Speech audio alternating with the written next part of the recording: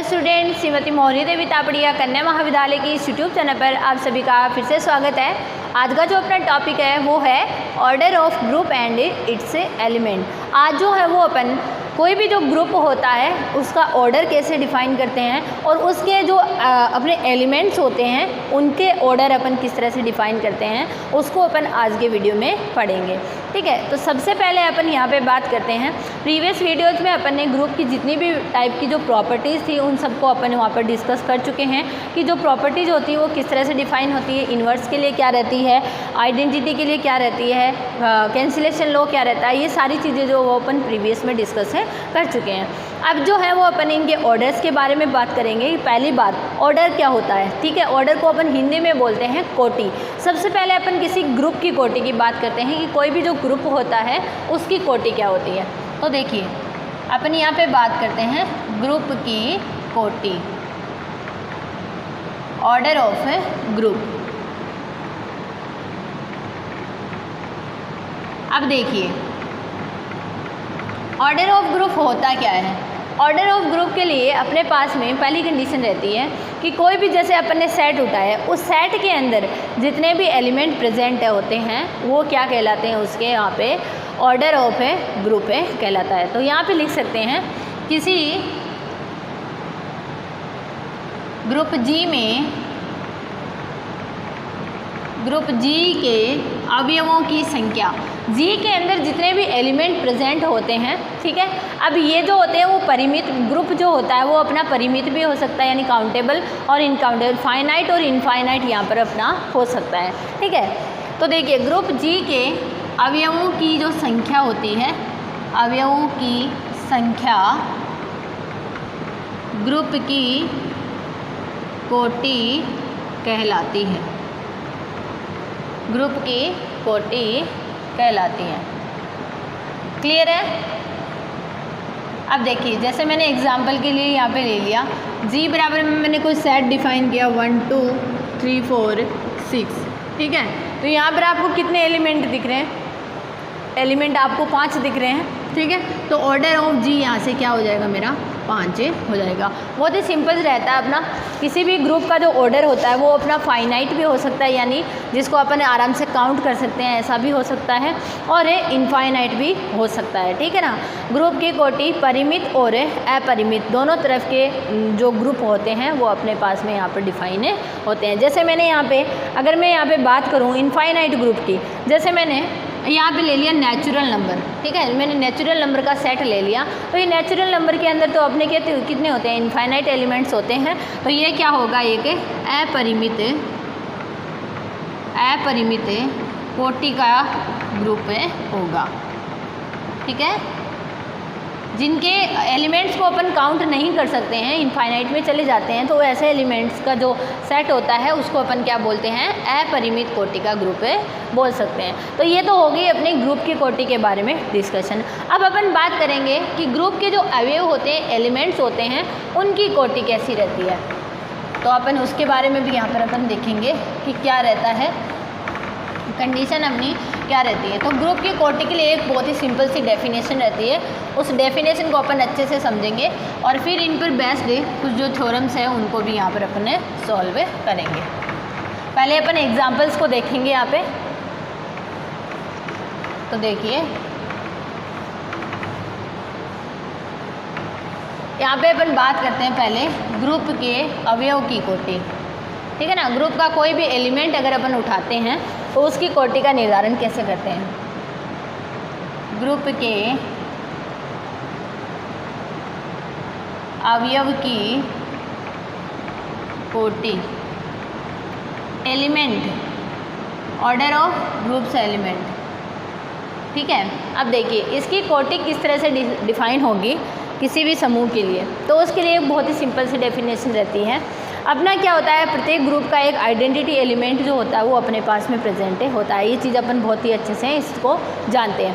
ठीक है, तो ई क्या होता है, अपना यहाँ पर आइडेंटिटी एलिमेंट होता है।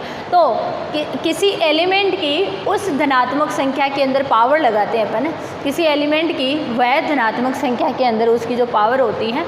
जैसे मैंने यहाँ पे मैं ए की बात कर रही हूँ, ए बिलोंग्स टू जी, मैंने कोई जी का कोई एलिमेंट उठाया है ए, ठीक है। और ए की पावर एन लगाने पर मुझे क्या फाइंड आउट हो गया, ई फाइंड आउट हो गया। तो ये जो एन होगा वो क्या हो जाएगा, इसे ए की कोटि की फॉर्म में डिफाइन होगा, ठीक है। तो अगर इसको मैं डेफिनेशन की फॉर्म में लिखना चाहूँ तो क्या लिखेंगे,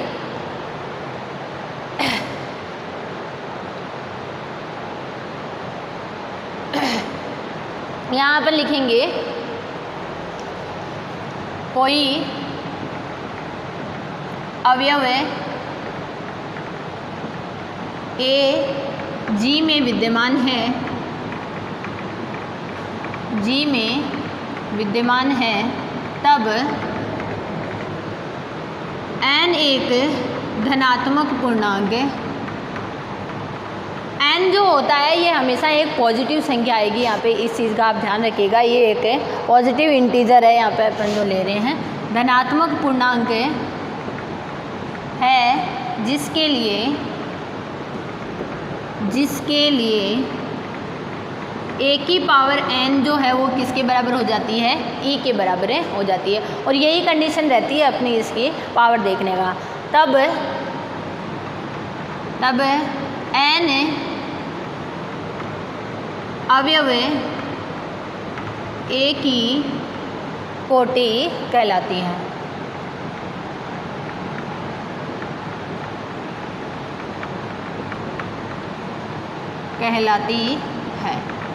ये कंडीशन अपने पास यहाँ पर रहती है। अगर अपने पास ऐसा आ जाए ए की power n equals to E, then अपन क्या कर सकते हैं कि order of A equals to n, ये अपन यहाँ पर बोल सकते हैं। क्लियर होगी मेरी बात अच्छे से? तो इस तरह से अपन यहाँ पर इसको बोल सकते हैं।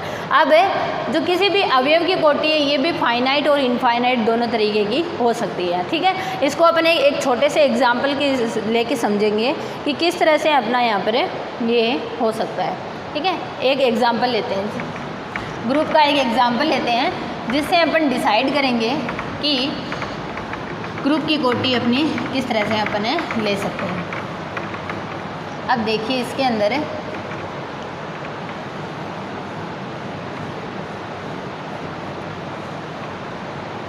यहाँ पर अपन सबसे पहले बात करते हैं, एक गुणात्मक समूह ले लिया अपन ने।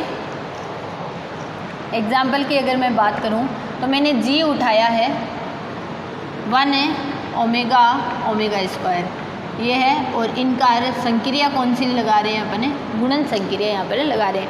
जी की जब अपन ग्रुप की बात करते हैं तो ग्रुप एक एल्जेब्रिक स्ट्रक्चर होती है, अपन जानते हैं, जिसमें एक तो अपना समुच्चय होता है और दूसरा उस पर क्या होती है, एक बाइनरी ऑपरेशन ऑपरेट की जाती है। क्लियर है? अब मैं इस बाइनरी ऑपरेशन को यहाँ पर इस तरह से ऑपरेट करके दिखाती हूँ आपको। यहाँ पे 1 ओमेगा स्क्वायर है, इधर भी 1 ओमेगा स्क्वायर आप ले लीजिए। क्लियर है अच्छे से? अब देखिए अपन जानते हैं कि ये जो सेट है, ठीक है, ये सेट जो मैंने डिफाइन किया है, इस सेट के लिए एक छोटी सी कंडीशन है, और वो ये है कि ओमेगा क्यूब जो है उसकी वैल्यू कितनी होती है, मेरी 1 होती है। ओमेगा क्यूब की वैल्यू क्या है मेरे पास में, 1 डिफाइन है। तो अब देखिए आप पहले इस सेट को पूरे 1 से मल्टीप्लाई कर दो, 1 ओमेगा स्क्वायर, ये आ गया। क्लियर है अच्छे से? अब देखिए उसके बाद अपन देखेंगे ओमेगा की और स्क्वायर की बात करेंगे। तो ओमेगा कह दो, तो ओमेगा की जब अपन यहाँ पे बात करेंगे तो देखिए कितना आ जाएगा, किस तरह से अपन इसको लेंगे। अब देखिए गुणा क्या है, गुणा आप जानते हैं, यहाँ पर अपन संक्रिया कौन सी है, गुणा। तो गुणन संक्रिया के लिए अपन जानते हैं कि आइडेंटिटी एलिमेंट क्या होता है, आइडेंटिटी एलिमेंट गुणन संक्रिया के लिए कितना होता है, अपना 1 होता है, ये चीज़ अपन जानते हैं। अब ओमेगा को मैंने 1 से गुणा कराया तो आ गया मेरा ओमेगा को ओमेगा से करवाया तो ओमेगा स्क्वायर, और ओमेगा को ओमेगा स्क्वायर से करवाया तो ओमेगा क्यूब आया, और ओमेगा क्यूब की वैल्यू कितनी है मेरी यहाँ पर 1 है। तो मैं यहाँ पे क्या लिख देती हूँ, इसको 1 लिख दूँगी। क्लियर हो गया अच्छे से? इस तरह से यहाँ पर ये वैल्यू आ जाएगी। अब उसके बाद यहाँ पर आप देखेंगे ओमेगा स्क्वायर का 1 से किया, क्या आ गया, ओमेगा स्क्वायर आ गया। ओमेगा स्क्वायर का ओमेगा से किया, कितना आ गया, ओमेगा क्यूब, और ओमेगा क्यूब वापस मेरा क्या हो जाता है, 1 हो जाता है, ठीक है। उसके बाद जब मैं ओमेगा स्क्वायर का ओमेगा स्क्वायर से करवाएंगे तो देखिए omega square into omega square क्या बनेगा, ओमेगा की पावर 4 बनेगी। अब इस ओमेगा की पावर 4 को मैं कैसे तोड़ सकती हूँ, ओमेगा क्यूब डॉट है ओमेगा। इस तरह से अपन इसको तोड़ सकते हैं 2 पार्ट में। अब ओमेगा क्यूब कितना होता है 1, तो 1 डॉट है ओमेगा, यानी कितना आ जाएगा मेरा यहाँ पर है ओमेगा आ जाएगा। तो यहाँ पर ये आ गया ओमेगा, ठीक है। अब इनके ऑर्डर अपने को डिसाइड करने। अब आप यहाँ पे देख पा रहे होंगे 1 को आप है 1 पर आप कितनी भी पावर लगा लें, ठीक है। 1 की ये जो n अपन देखते हैं, कोई भी जो किसी भी एलिमेंट की अगर अपन कोटि देखते हैं तो वो उसकी मिनिमम वैल्यू होती है, वो मिनिमम धनात्मक संख्या होती है जिसको अपन ऑपरेट करवाने पर क्या आ जाए, अपना आइडेंटिटी एलिमेंट है आ जाए। तो एक सिंपल सी आप देखिए 1 पर आप कोई भी पावर लगा लें, ठीक है, मिनिमम तो क्या लगाएंगे अपन यहाँ पर 1 ही लगाएंगे, ठीक है। तो ये आ जाएगा 1, ठीक है। तो ऑर्डर ऑफ 1 तो मेरा क्या आ जाएगा, यहाँ पे 1 आ जाएगा। अब मैं बात करती हूँ ऑर्डर ऑफ ओमेगा की। तो आप यहाँ से ओमेगा की देख रहे हो कि ओमेगा की जब आप 3 पावर लगाते हो तब मेरे पास क्या आता है, 1 आता है, ठीक है। यानी आइडेंटिटी एलिमेंट कब आता है, ओमेगा की 3 पावर लगाने पर आता है। तो यहाँ पर इसकी कितनी हो जाएगी, ओमेगा की जब मैं बात करूँगी तो कितनी हो जाएगी मेरी 3 हो जाएगी। उसके बाद ओमेगा स्क्वायर की बात करते हैं। तो ओमेगा देखिए, ओमेगा स्क्वायर का आप करके देख लीजिए। ओमेगा स्क्वायर की पावर आप 1 लगाइए, कितना आएगा आपके पास में, ओमेगा स्क्वायर आया, 1 आया क्या, नहीं आया। अपने पास में 1 आनी चाहिए, वो कंडीशन क्या करेगी इसकी, जो ऑर्डर को यहाँ पर डिफाइन करेगी। तो यहाँ पे ही नहीं आया। अब ओमेगा स्क्वायर की पावर कितनी लगाओ, 2 लगाओ।